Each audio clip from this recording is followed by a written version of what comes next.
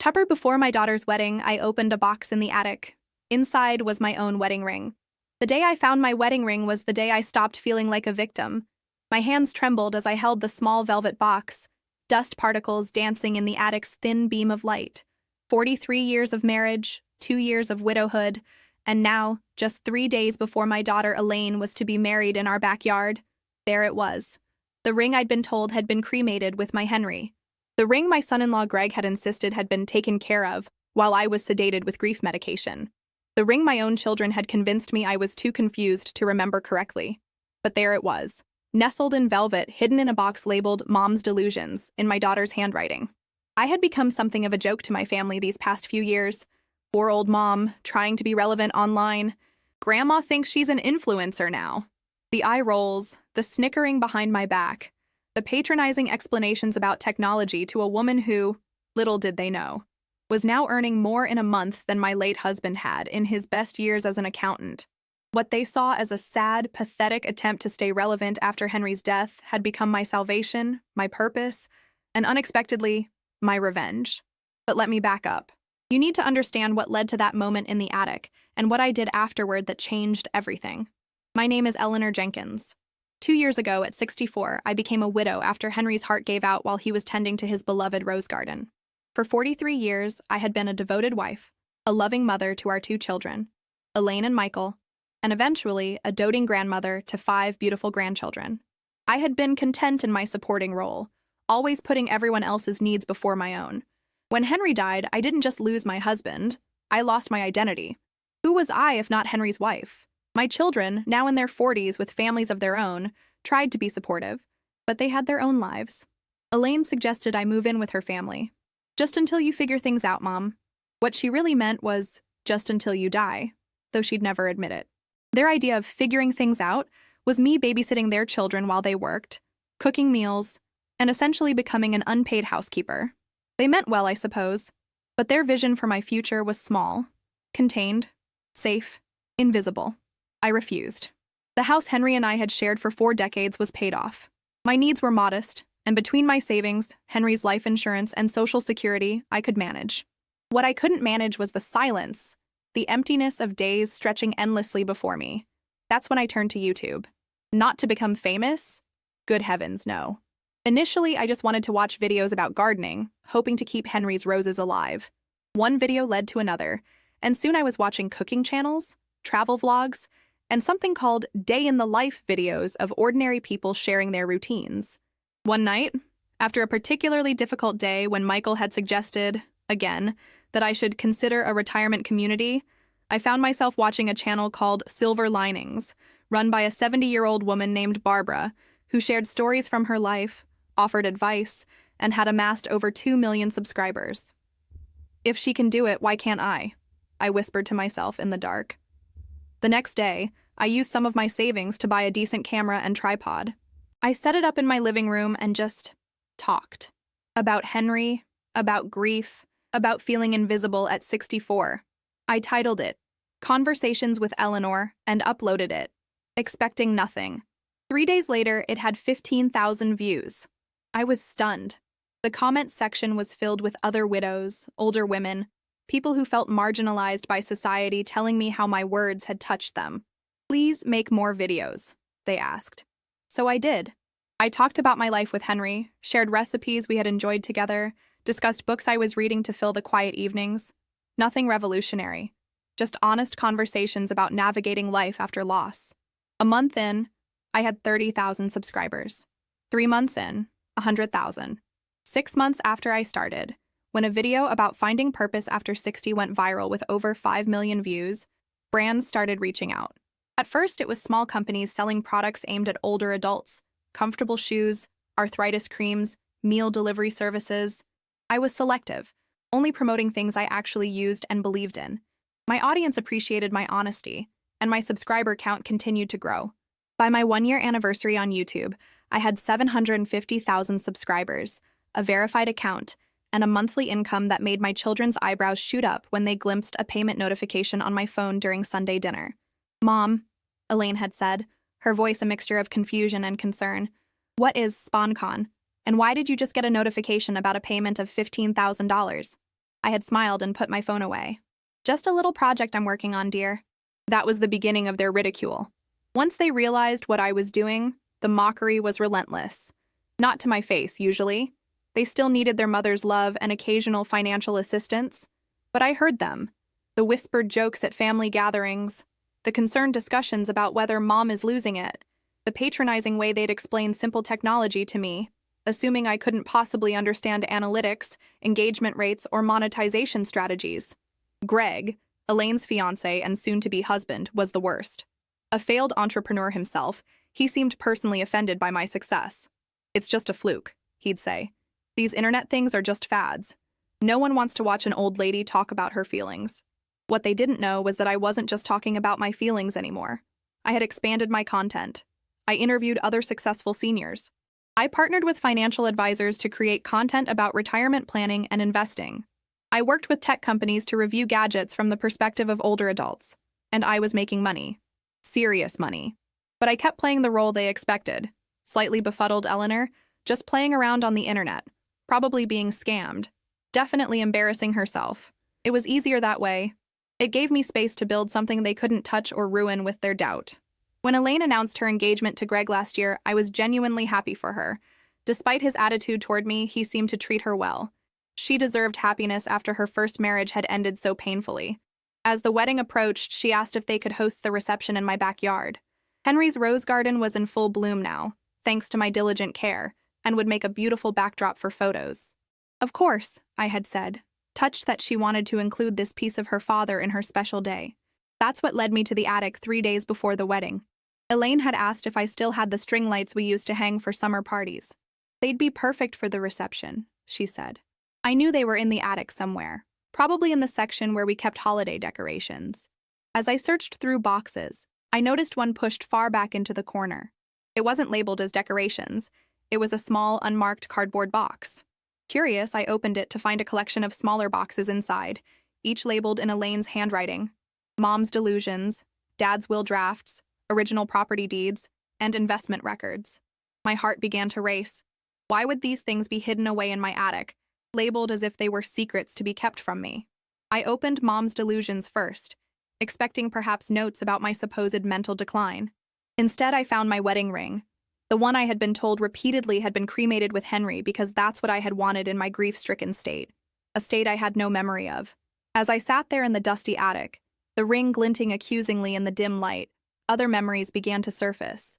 How quickly Greg had taken charge of Henry's affairs after his death. How Elaine and Michael had discouraged me from speaking with our family lawyer directly. How certain accounts seemed to have less money than I remembered Henry mentioning. With shaking hands, I opened Dad's will drafts. Inside was a handwritten amendment to Henry's will, dated just a month before his death, leaving specific investments and family heirlooms to me alone. Items that Greg had insisted were meant to be divided among the children immediately. Original property deeds contained documentation for a lakeside cabin I hadn't even known we owned, apparently an investment property Henry had purchased 10 years ago. According to the rental records also included, it had been generating income for the past 2 years, income I had never seen. Finally, investment records revealed the most disturbing truth of all. Henry had built a considerable portfolio over the years, one that should have left me extremely comfortable. The records showed recent transfers of large sums to accounts I didn't recognize, all executed with electronic signatures that looked nothing like mine. I sat in that attic for hours, piecing together a terrible truth. My own children, led primarily by Greg, had systematically stolen from me after Henry's death, gaslighting me into believing I was confused, possibly even beginning to suffer from dementia. The wedding ring wasn't just a sentimental item they'd kept from me, it was evidence of a larger betrayal. I carefully returned everything to the box except for the ring, which I slipped into my pocket. Then I placed the box back exactly where I'd found it. I located the string lights Elaine had asked for and descended from the attic, my mind racing with questions and a growing sense of fury. That night, I couldn't sleep. I paced my bedroom, the ring clutched in my palm, trying to decide what to do. Confronting them directly seemed unlikely to work. They'd just deny everything, claim I was confused, maybe even use my reaction as evidence that I needed more help, or to be placed in some facility where they could control me completely. No, I needed leverage. I needed irrefutable evidence. And then it hit me. I had something they didn't. An audience. Resources. Digital skills they thought I was too old to possess. The next morning, I called my content manager, Sophia, a sharp 30-something I'd hired 6 months earlier to help manage my growing brand. "I need a favor," I told her. "A personal one. Can you come over and bring that forensic accountant friend of yours you mentioned?" Sophia arrived 2 hours later with David, her friend who specialized in uncovering financial fraud. I laid out everything I had found, showing them the documents, explaining the inconsistencies. David's expression grew increasingly grim as he examined the paperwork. "Mrs. Jenkins, with your permission, I'd like to do some digging. These signatures, they're not even good forgeries. And these account numbers, I can trace where this money went." "Do it," I said. "And please, call me Eleanor." While David worked his financial magic, Sophia helped me formulate a plan. "You don't want to tip them off," she advised. "The wedding is in 3 days. Let it happen. Act normal. Give David time to gather evidence." I agreed, though every interaction with Elaine and Greg over the next 2 days made my skin crawl. Their constant dismissive comments about my little YouTube hobby took on a sinister quality, now that I understood their motive. They needed me to remain financially naive. The wedding day arrived. I played my role perfectly. Proud mother, helpful hostess, slightly befuddled older woman who needed direction for even the simplest tasks. I watched Greg preen in his expensive suit, likely paid for with my money, and felt a cold determination settle in my chest. After the ceremony, during the reception in the garden Henry had loved so much, I excused myself to freshen up. In reality, I went to my home office where Sophia and David were waiting with their findings. "It's worse than we thought," David said grimly, showing me spreadsheets and bank records. "They've siphoned off nearly $1.2 million from your accounts over the past 2 years. The lakeside property alone has generated over $100,000 in rental income that's been diverted to an LLC registered in Greg's brother's name." I felt physically ill. "And my ring? Why keep that from me?" Sophia spoke up. "According to the amended will we found, your ring was meant to stay with you until your death, then go to Elaine. If they acknowledged its existence, they'd have to acknowledge the amended will, which clearly states that nearly everything goes to you, not them." I took a deep breath. "So what now?" David handed me a folder. "I've prepared documentation for the police, but before we go that route, you might consider confronting them with this evidence. Sometimes the threat of legal action is enough to force restitution." I shook my head. "They'll just deny it, find some way to make me sound confused." I looked out the window at the celebration continuing in my garden. No, I need to handle this my way. And that's when I made my decision. I returned to the party, smiling, congratulating the happy couple, posing for photos. When it was time for my toast, I approached the microphone set up near the rose trellis. "I'd like to thank everyone for coming today to celebrate Elaine and Greg," I began, my voice warm and motherly. "Family is everything to me, as most of you know. After losing my Henry, I wasn't sure how I'd go on." Sympathetic nods all around. Elaine beamed, thinking this was just another sentimental speech from her emotional mother. But I found a way to keep going. Some of you may know that I've been creating content online. A few titters from the younger guests who followed my channel. A dismissive eye roll from Greg. And it's become something of a passion project. I smiled, reaching into my pocket. Today, I wanted to share something special with all of you. A story about this. I held up my wedding ring, letting it catch the light. Elaine's face went pale. Greg froze mid-sip of champagne. "This is my wedding ring. The one I was told was cremated with Henry. The one I was told I had insisted be buried with him while I was too emotional to think clearly." I kept my voice even, pleasant even. "I found it 3 days ago in a box in my attic labeled Mom's Delusions." Murmurs rippled through the guests. Elaine started to stand, but Greg grabbed her arm, keeping her seated. "Now, I could stand here and tell you everything else I found in that box.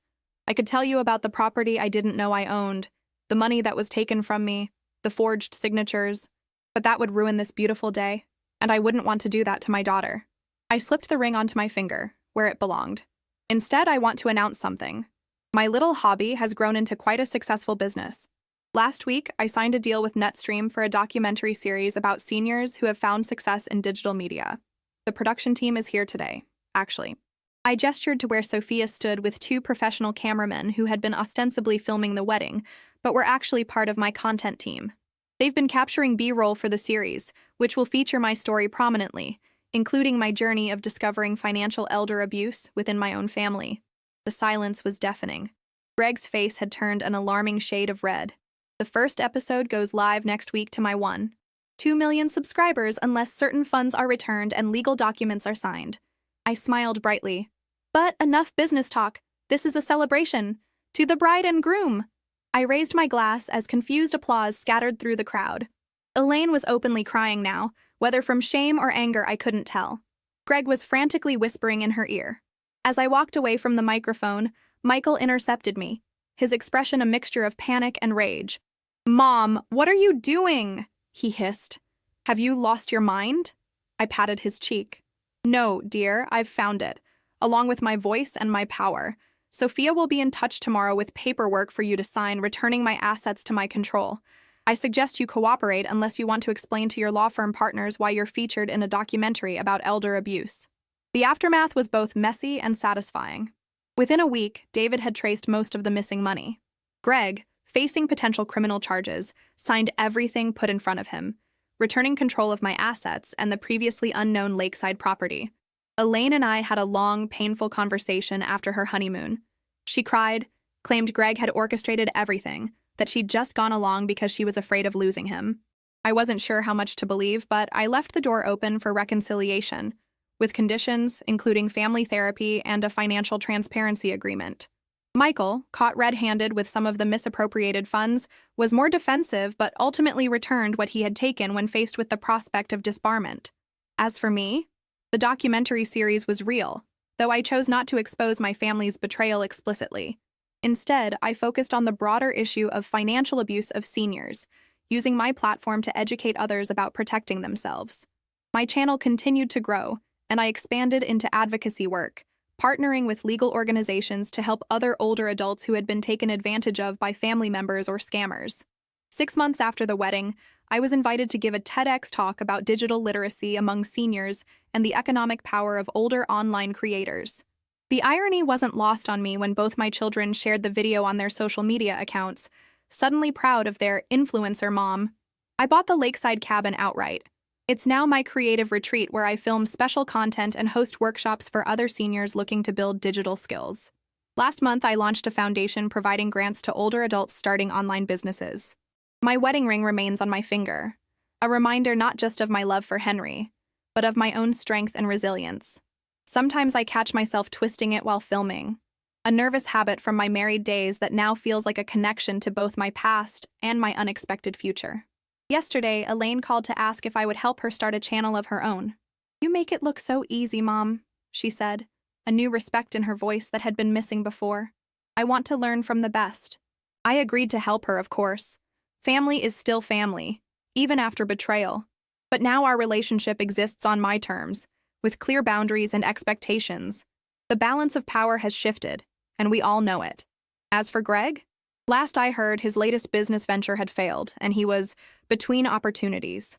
Elaine doesn't bring him to our weekly lunches anymore. I don't ask why. Some might call what I did at the wedding cruel or vindictive. I prefer to think of it as justice. Not just for me, but for every older person who has been dismissed, deceived, or disrespected by the very people who should have protected them. So that's my story. From grieving widow to digital creator to advocate. From victim to victor.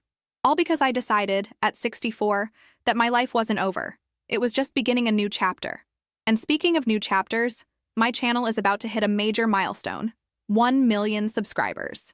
If you've connected with my story today, if you believe in second acts and standing up for yourself no matter your age, I hope you'll consider subscribing. Your support helps me continue bringing stories like mine to light and advocating for those who feel silenced. We're so close to that 1 million mark, and every subscription matters. Thank you for listening to my story.